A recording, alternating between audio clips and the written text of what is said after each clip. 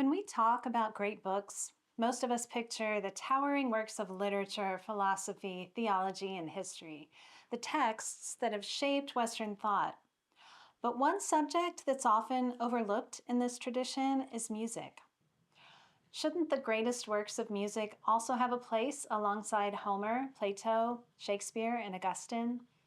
In this video, I'll share why I believe music belongs in the great books tradition and how including it can transform the way we think about education.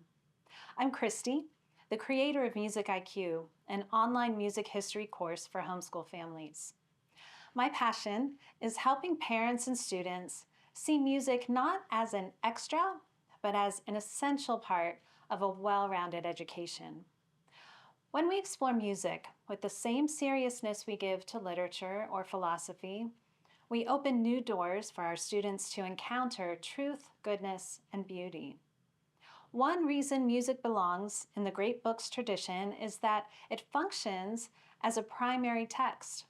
Just as we don't only read about Plato, but actually read Plato himself, students can encounter the music of Bach, Beethoven, and Stravinsky directly.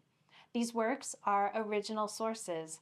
They express ideas, worldviews, and artistic visions that shaped entire cultures.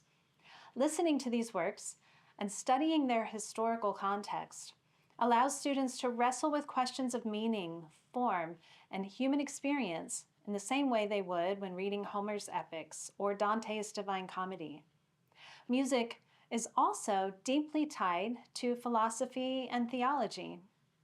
Ancient thinkers like Plato and Aristotle wrote extensively about music's role in shaping character in society. The early church fathers debated the spiritual impact of music. Even later philosophers, such as Schopenhauer and Nietzsche, considered music one of the highest forms of expression. If the great books tradition is meant to engage the great conversation across the centuries, leaving out music means ignoring a vital strand of that dialogue. By including music, we see how these ideas were not only written in books, but also embodied expressively in sound. Finally, music belongs in the great books tradition because it is a window into history and culture. Just as literature gives us a record of human thought, music gives us a record of human emotion and imagination.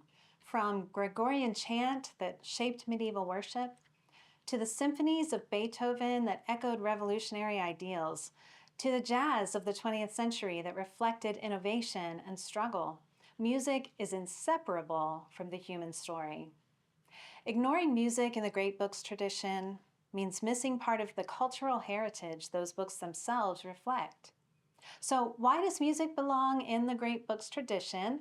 Because it's a primary text, because it engages philosophy and theology, and because it reflects the heartbeat of history and culture.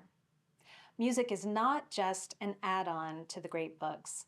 It deserves a place right in the center of the conversation. If you'd like to make music history accessible in your homeschool, I invite you to explore MusicIQ. It takes students through the great works of music from the Middle Ages to the modern day, connecting them to history, literature, and philosophy along the way. You can check out the course and also a free resource for bringing classical music into your homeschool at the links below. Subscribe to this channel for more homeschool fine arts resources, and let me know in the comments, if you could add one composer to your great books list, who would it be? I'll see you next time.